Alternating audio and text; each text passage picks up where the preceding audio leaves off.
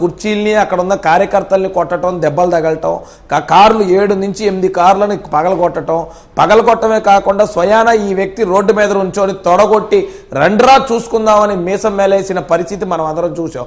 ఇలాంటి ఇన్ని వాస్తవ సంఘటనలు అన్ని టీవీల్లో, అన్ని సోషల్ మీడియాల్లో, పేపర్లలో ఇన్ని వాస్తవ సంఘటనలు ఉన్నా కూడా ఇలాంటి మ్యాన్పులేట్ చేసే అంశాలని వీళ్ళు చేయగలుగుతున్నారు అంటే ఇది జగన్మోహన్ రెడ్డి ట్రయల్ కింద చూపిస్తున్న 2.2 అని నేను చెప్తున్నానండి.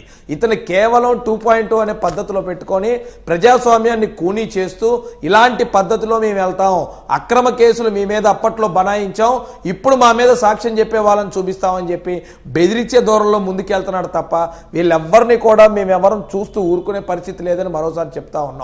రావటం లేట్ అయితేమో కానీ ఖచ్చితంగా ప్రతి ఒక్కళ్ళ సంగతి తేలుస్తామని మేము గతంలో కూడా చెప్పాం. కాకపోతే ప్రభుత్వానికి అనేక పనులు ఉంటాయి.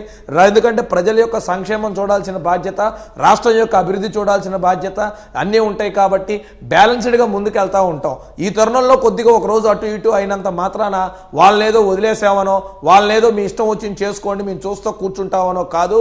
ఖచ్చితంగా ఏదైతే గతంలో నారా లోకేష్ గారు చెప్పినట్టు రాజ్యాంగ విరుద్ధంగా పనిచేసిన ప్రతి ఒక్క నాయకుడికి, రెడ్ బుక్ లో ఉన్న ప్రతి ఒక్క పేరుకి సమాధానం చెప్పి తీరుతామని మరోసారి చెప్పి తీరుతున్నాం సార్. చాలా అంటే మీరన్న రెడ్ బుక్ విషయం గురించి మాట్లాడారు కాబట్టి దాని మీద కూడా ఇష్టారీతను మాట్లాడారు. అంటే లోకేష్ గారు చాలా క్లియర్గా చెప్పారు, రెడ్ బుక్ అనే దాంట్లో ఎవరైతే అవినీతికి పాల్పడ్డారో, అక్రమాలకు పాల్పడ్డారో వారి పేర్లు మాత్రమే ఉంటాయి, ఖచ్చితంగా చట్ట ప్రకారమే చర్యలు తీసుకుంటాం, కక్ష సాధింపు చర్యలు ఉండవని చెప్పి ఆ రోజున కూడా చెప్పారు. ఈ విషయాల మీద కూడా కామెంట్లు చేశారు వలంనేని వంశీ కావచ్చు, ఇతర లీడర్లు అందరూ.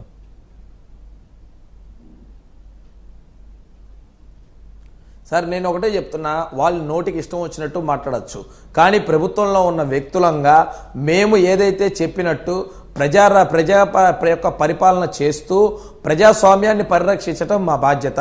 రెడ్ బుక్ అంటే ఏంటో వివరంగా అనేక మార్లు చెప్పాం.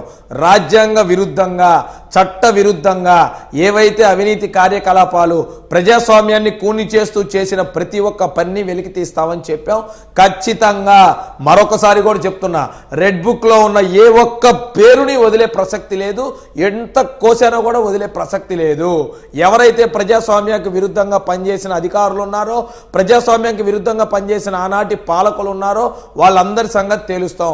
ఈరోజు గన్నవరం వంశీ ఎపిసోడ్లో ఈ జగన్నాటకం ఆడిన వ్యక్తి జగన్మోహన్ రెడ్డి ఒక ట్రైల్ వేసి చూశాడు.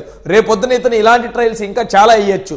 వీటన్నిటిని మనం చాలా తెలుసుకోవాల్సి ఉంటుంది, చాలా చూడాల్సి ఉంటుంది. కానీ ప్రతి అంశం కూడా వెనక నుంచి వాళ్ళు ఏం చేస్తున్నారు, ఏ విధంగా ప్రభుత్వం వ్యవహరించాలి, అసలు ఎంత విచిత్రం అంటే అండి, పోలీసు వాళ్ళని మోసం చేసే పరిస్థితి, సాక్షాత్తు కోర్టులను కూడా మోసం చేసే పరిస్థితి తీసుకొస్తున్నారంటే ఇక వీళ్ళకి ఏం సమాధానం చెప్పాలండి?